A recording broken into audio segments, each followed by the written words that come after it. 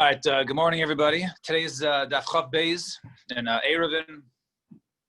So we left off at the top discussing the different drushas. So we had the pasuk of maybe it was like 7 lines on the top. Look, yeah, 7 lines. U'mishalim pasuk over there now. Pasuk in Devarim it says U'mishalim l'seinav el panav lahavido. Right, and he pays those who hate him, right, in his face to lose it. So what does that mean? If it wasn't for the fact this pasuk was written, I wouldn't be able to say that HaKadosh Baruch Hu acted this way.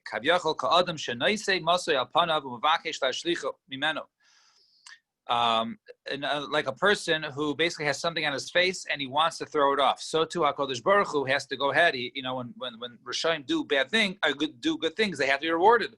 So as much as HaKadosh Baruch Hu does not want to reward them, right? Nevertheless, he still does, like somebody who's basically, getting something over with that he doesn't want to do. And lo yacher l'sonav, right? So it says over there, and he will not delay to pay him.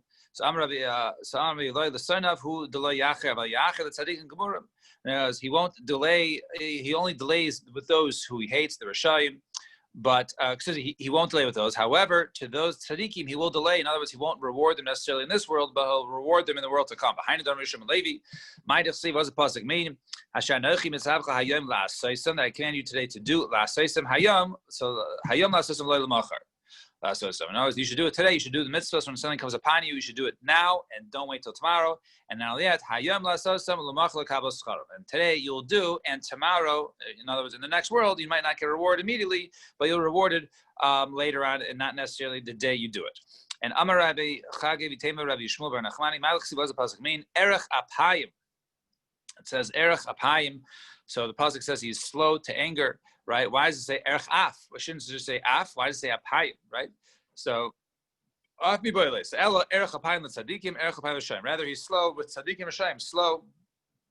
Right? When it comes to the tzadikim, he doesn't reward them right away. He rewards them in the next world. And the shayim, in other words, he doesn't punish them now. He punishes them in the next world. Fine. 2 dots. So we said we had a machlokes by the pasi beiros, but going back to that case, we're talking about pasi beiros, and we have a well inside the corner boards, and we said there's the sheet according to Rabbi Yehuda up until the area of a base sasayim, right, in the area where you can go ahead and sow or plant, right, 2 saw of seed, which is 5,000. So in this case, we say iboilu. Bor upasin kamar idilma bor v'loy pasin. Which area are we talking about, right? That is basis aside. Is it everything that's enclosed by these walls? In other words, the pit, the water pit, and also the area around it, which we said is that you need at least 2 amos around each edge in order for an animal to drink from. Or is it just the pool is the basis aside, and then in addition to that, you have the 2 area, all right? So Adam do we say that the person just looks to the pit, and people are not going to see this area and say, oh, I can go ahead and use a karfif. Now, karfif is an area basically which is enclosed. However, it's not meant to live in, right? It's basically a field, like it's not connected to anything, so therefore it's not really an area where one would live. So a person doesn't do all his needs there. Basically, it's like an enclosed area that's a little far out.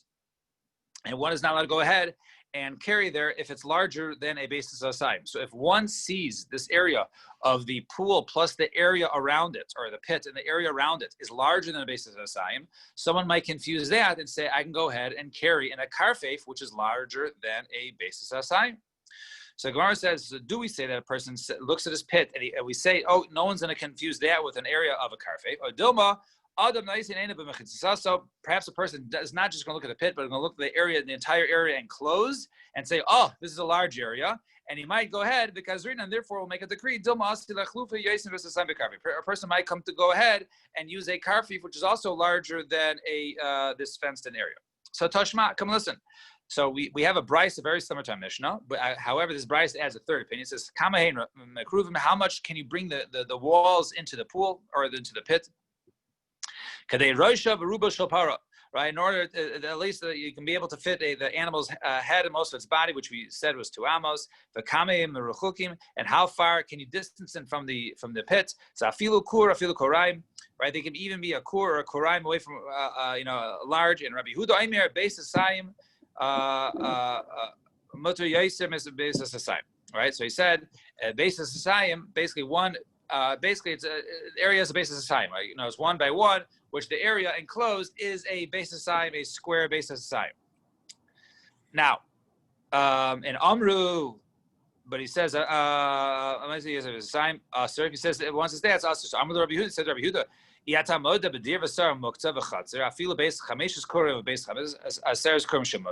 well, what do you mean? This area is enclosed as mutter. Won't you agree that any of these enclosed areas, let's say a back lot or a yard or any of these enclosed next to buildings, that even if they're larger than a base of Siyam, even though they're 5 core, 10 core, which is much larger, that it's still mutter. So why are you limiting it here to this amount? Some of them, it's different because those are cases, those are enclosed by actual fences. This is just enclosed by boards in the corner, and therefore it's not a real fence. Therefore, you cannot compare the two cases. And our Shimon ben Elazar Omer, base basis asayim basis asayim, right? The pit itself has to be a basis asayim, right? By basis asayim, that is mutter. So he says the pit has to be one, basically the area that we said before, a basis asayim, a basis asayim. Now, and they only said the distance. In other words, how far is be only? In other words, the space out of it, we're only counting if it's a minimum, but maximum, we're just looking at the pool. So now, what do you see over there is by the fact that Rabbi Shimon Elazar, when he was defining this space, defined it by just the pit. Michlal, the Rabbi Yehuda bor passing kamar. Right? So remember, Rabbi Yehuda said, right, basis asayim mutter, yeser me basis asayim aser. Right? If it's a basis asayim, that's mutter. Then it's. But if it's more than a basis asayim, then it's aser. And then Rabbi Shimon ben Elazar Luchar says the same thing, but Rabbi Shimon ben Elazar says if the pool is Beis HaSayim or not. So in order to say that they're not the same opinion, right, we must define Rabbi Yehuda as saying that which he defines as being a Beis HaSayim is the entire area enclosed and not just the pit of water. And therefore you see, so this answers our question. We see from over here that Rabbi Yehuda holds, right, that even the bor passing kamar. However, the Gemara says, no, Velohi, perhaps that's not true. Rabbi Yehuda bor beloy pasikar. Maybe Rabbi Yehuda even means to say that even the water pit without the boards, it can be up to Beis HaSayim. So, if that's the case, Hainu de Rabbi Shimon ben Elazar, that is the exact opinion of Rabbi Shimon ben Elazar. So, Yikabadai, the nafkamin is arich v'katin.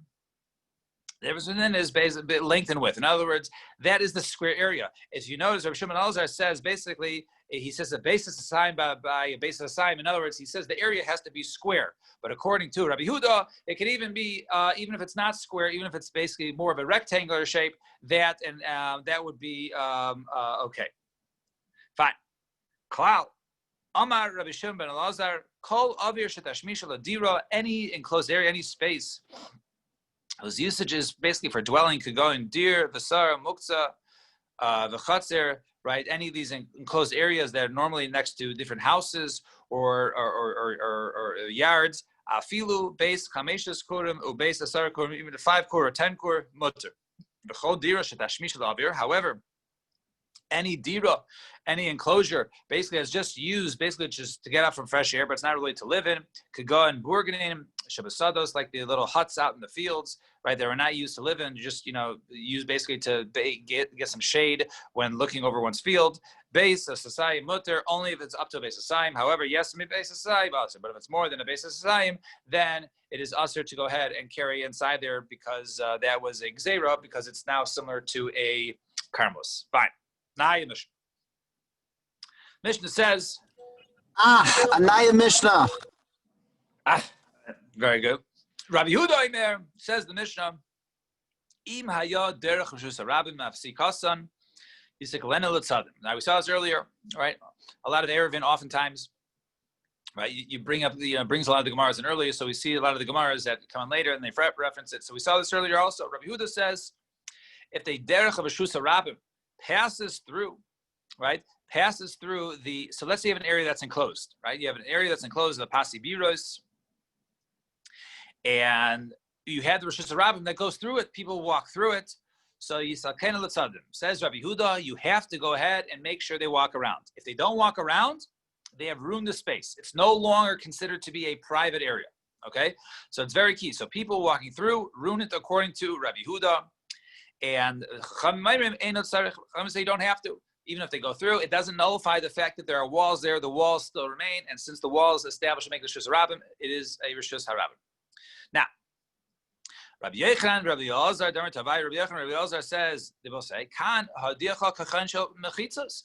Over here, right, the Chachamim are teaching you the strength of the mechitzos, right? Since these are walls, right, when no one walks through, and even when people walk through, they're still considered to be these pasiviros, are considered to be mechitzos. So kan vasir. When he says kan, right, he just used the word, right? He says kan, right? They said kan hodiacha kachan shel mechitzos, right? So the word kan vasir, right? So does this mean that when he says over here kan, it means that he holds like the Chachamim?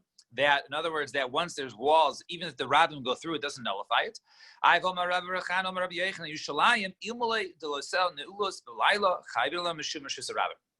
If it wasn't for the fact that the walls, they would close the walls at night in Yerushalayim, you would be chai for Rishus Harabim. In other words, since Yerushalayim, the walls are open at night, so people would, since during the day, people will walk through, that would make it a Rishus Harabim.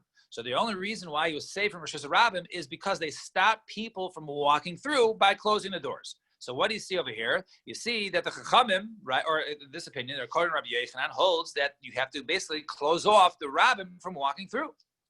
So Ella kan v'leisvirle. What he means is when he says in our case, when he says kan v'leisvirle, it means over here that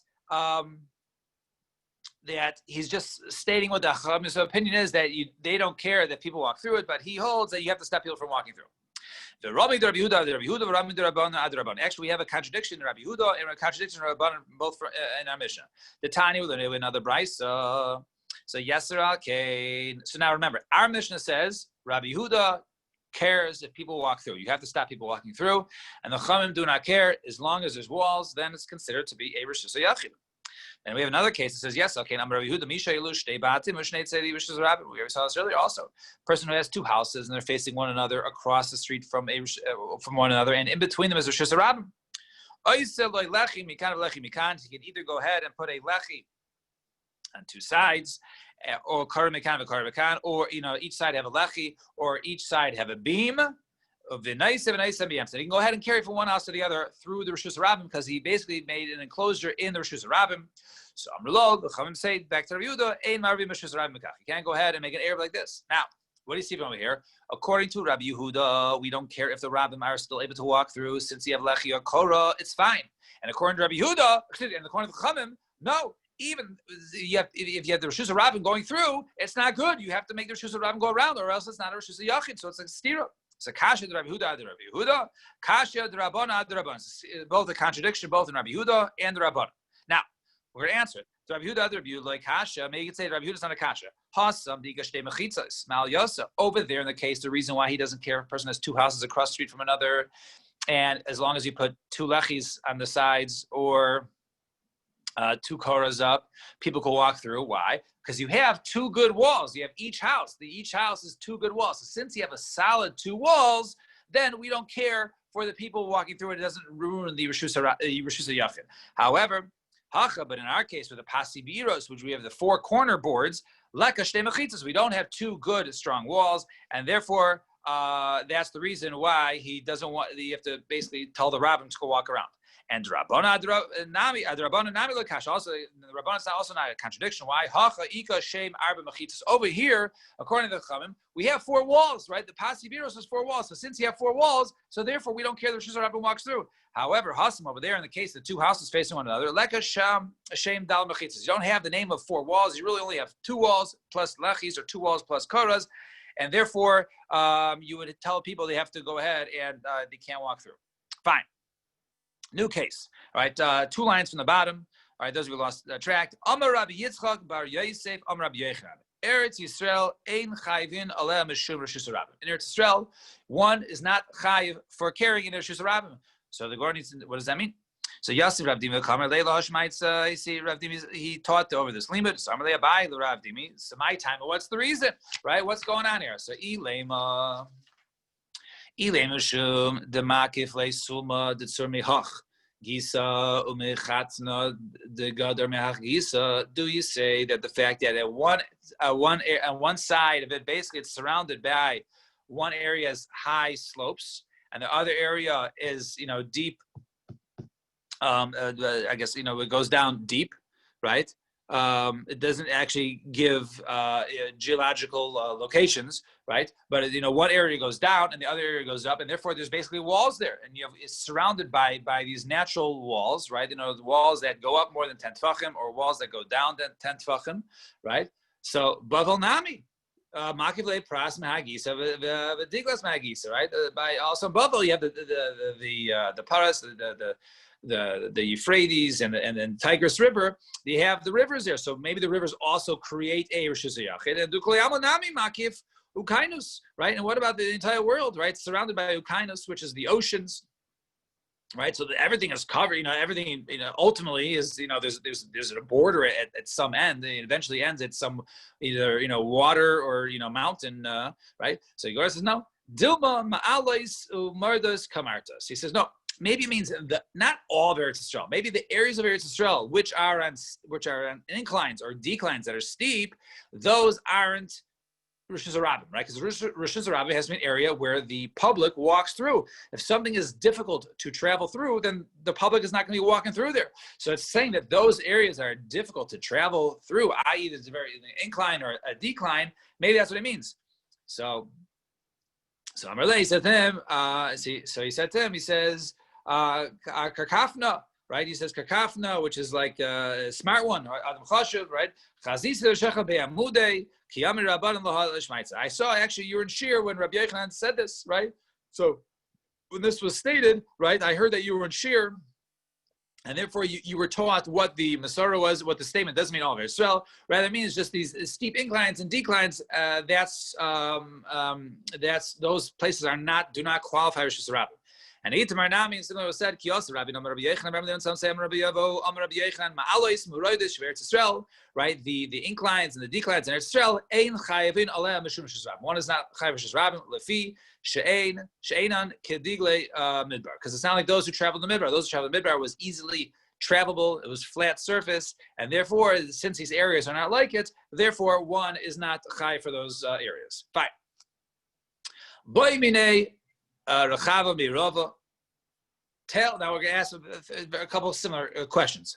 So first one is Tel Hamislakit Asara Mitoch Arba the Rabin Boikimbo. Let's say you have an area which it goes up 10 tefachim, which is the height of a wall, within 4, right? Within 4 amos. So the incline is not too gradual. It's high enough, right? And then the rabbim walk through it, all right? Even though it might technically constitute a wall, but people walk over it. So which one is it, right? Right?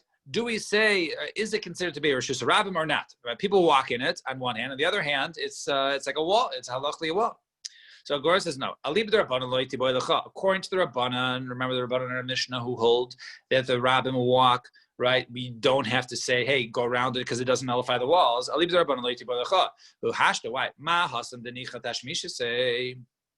Over there, when the chutz are right, when the Rosh Hashanah goes through this Rosh Hashanah, or when it goes through the Pasibiros,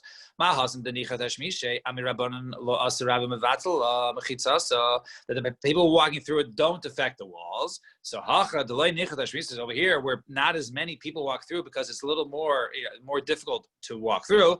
Right, it's not obvious that Rabbanan will hold it. Of course, it doesn't move out to the wall, and of course, this is considered to be a wall. So he says no. Therefore, it must be asking Alibi the Rabbi Yehuda, according to Rabbi Yehuda. Now it's Rabbi Yehuda who says, no, you have to get people to walk around. So do you have to get people to walk around this little incline, right? So over there, since it was easy to walk through it, but over here, it's not easy to walk through, and therefore, and therefore we don't hold that people walking through it will be mechitza. Or perhaps there's no difference. So Amarle Chayovin. Right? He says no. So the answer is, he says it's chayiv. It's chayiv, and even if it's so difficult to walk through, right? Let's say he needs a rope to walk through. You can't even walk straight. You have to hold on to something to help yourself up. That's how difficult it is to walk through. Is that still considered today Rishus Rabbim? He said yes. Even though the stairs, the elevations of Beis Maron. So he said yes, indeed, that is considered still to be a Rishus Harabim. If a mountain is the natural border and you can't climb it, you just can't scale this mountain, can you still use that mountain as the Rishus Rabbim? So that's not Rishus Rabbim, because this is only talking about a case of where people walk through it, even if they have to walk through it with difficulty, right? But if they really can't walk through it, then it's not. Then it's considered to be a wall and not a Rishus Rabbim. But is the question how many people walk through in order to make it a Rishus Rabbim? The Gemara didn't answer that question. I mean, that's a machlokas stam in terms of do you need 600,000 or not? The maximum, right. That's max, not minimum. Right. That's another case. But over here, it seems to be that it defines it loosely as Rabbim Bokimba, right? Just the public walk through it. So over here, l'chara, it doesn't really give it a minimum number of what that number is. It's a good question. So Eisvei asks a kasha. He says, Chatzir shah Rabbim nichnasim lo bezu v'yaitzi bezu. Let's say you have a chatzir, right? You have a chatzir, and the people cut through this chatzir, right? The chatzir is like a shortcut, to shul, whatever it is. Chatzir shah Rabbim nichnasim lo v'yaitzi bo. Right. So Rishus Harabim l'tuma, Rishus Hayachal l'Shabbos. When it comes to tuma, now when tuma, there's different halachas. If something is found, if there's a suffix of tuma, so if it's in public, we hold that is tahor, and if it is in private, we hold it's tameh. Right? We learn that from Sota. So over here, it's considered. It says when it comes to tuma, it's Rishus Harabim, i.e., any suffix tuma is going to be tahor. However, when it comes to Shabbos, it's a Rishus Hayachid, right? Despite the fact that the Rabbim walk through it, it's still considered to be a chatzir. Now, money, according to who? So Elam the Rabbanon, if this is according to the Rabbanon, so Hashda Mahas and the Nichatashmise, over there, when we say that the Rabbim walks to the Pasibiros, we say it's not a problem. Amri Rabbanon Loi Asu Rabbim Vatim Chitzasa. So over there, the Rabbim, by the fact that people walk through it, doesn't ruin it as a Pasibiros, it's still considered a Yachid. So Hachad the Nichatashmise over here, where it's more difficult to use, i.e., the Chatzir is off to the side, it's not in the middle of the road. And certainly the Rabbim wouldn't go ahead and ruin the shame of Rishus Yachid. Elav, rather, it must be this teaching is it's a chiddush according to Rabbi Yehuda. The Gemara says no, li'olam Rabbanan. No, it's not Rabbi Yehuda who changes his mind. Rather, it's the Rabbanan hold that no, it's still considered Rishus Yachid because people don't change it. Rishus Rabbim l'tuma is strictly, and the chiddush over here is to teach us the halachas by tuma and not necessarily the halachas by Shabbos. Tashma, come listen. Verse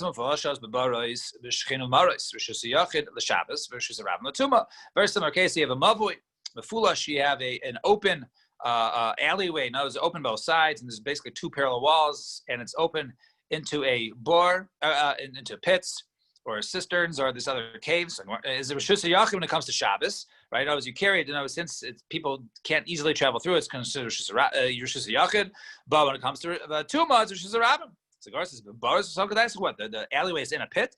Rather, at one end of the alley, right, it leads into a pit. So it's very difficult to walk through or walk around it because there's basically a pit at the end. So when Rishus Hayachid the Shabbos, Rishus Rabbim Tuma, it's Rishus Hayachid when it comes to Shabbos, Rishus Rabbim when it comes to Tuma. So Mani, whose opinion is this? Elim Rabbanon. If this is according to the opinion of the Rabbanon, so Hashda Ma Hasam Denicha Tashmis say if it's according to the Rabbanon, just like in our Mishnah where it's easy to walk through it. Ami Lo Aser Rabbim Vatala.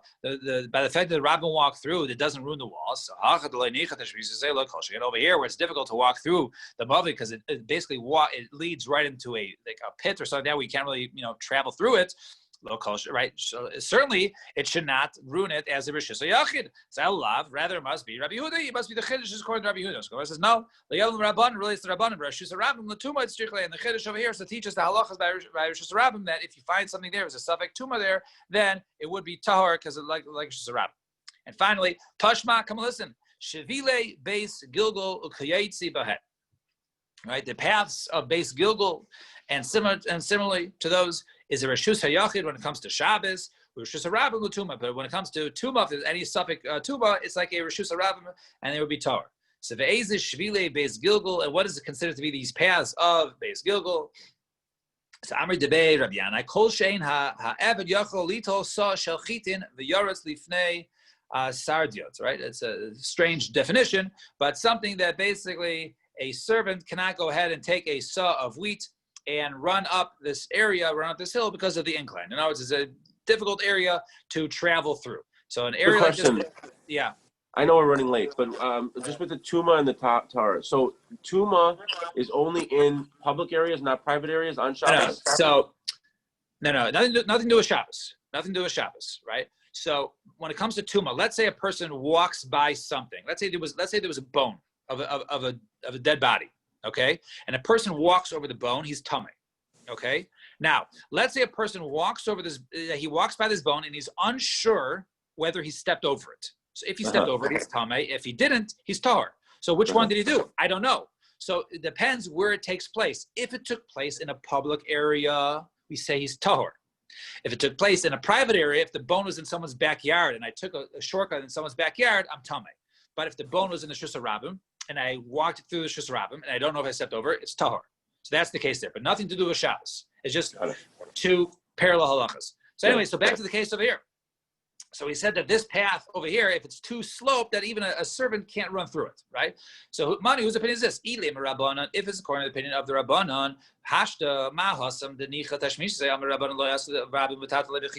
over there, in that case of the Mishnah, when it's easy to walk through, knows the Pasi Beers in the middle of Shus Rabbim, nevertheless, by the Rabbim walking through it doesn't ruin the walls. So you say over here, since it's very steep, and certainly they would hold that it's still considered, the walls are still good. So Elalav must be Rabbi Yehuda. Rabbi must be the opinion of Rabbi Yehuda.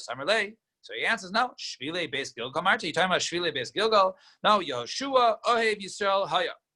Right, Yeshua, right, Yeshua ben Nun. He was a lover of Israel. Amad v'tikelem drachim v'sartia. He went ahead. He was masaking. These are the roads. These are the public areas. Any area that was easy to go ahead and use, that is a Reshus HaRabim. And kolhecha, but any area, but any area that was not easy to use, that was considered for yachid. So therefore, these areas, the reason why it's considered to be a Rishus HaYachid when it comes to Shabbos is because Yeshua was masakin that any difficult area was basically stuck or still considered to be a Rishus HaYachid. And we'll stop here at the Mishnah. Tomorrow, Mitzvah Shem, we will continue from here. Everyone have a wonderful...